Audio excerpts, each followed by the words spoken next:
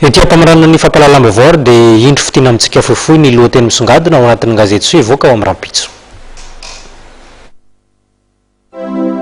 Dimy taona izao no niarako taminao, niarady fangaty fampitantana tsy nifandao, nitoky ny famzahay.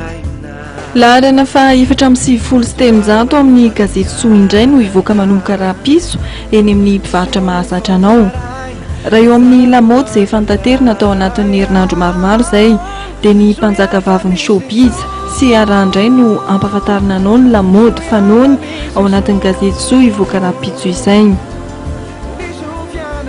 Raha mbola resaka lamaody hatrany fa ny fampiasan'ny tanora amin'izao fotoana izao kosa dia ampahafantariny soa fa ny pensily azo miloko izany indray izao ny tena lamaody.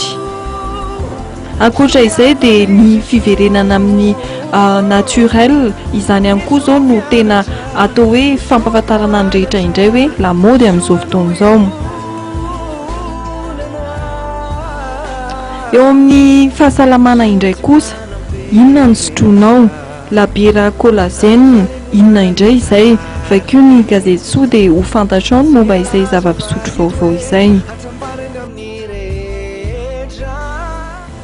Ho fiarovana ny tontolo iainana indrindra ny zava-mananaina sy ny vorona dia tanan-dehibe maro maneran-tany no manentana ny rehetra mba hamono ny jiro hitsimboinana azy ireny.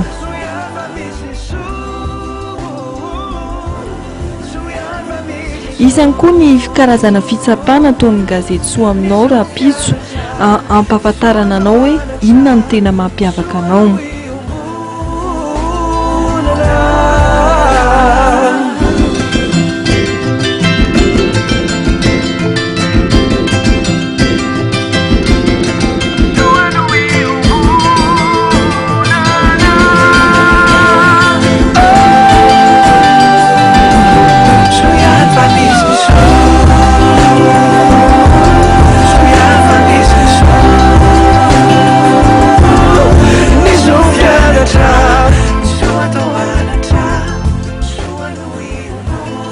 Aza donona raha dia ny rapiso maka ny anjara gazetinao eny amin'ny mpivarotra mahazatra anao dia ny gazety soa larana fa 470 sy telonjato.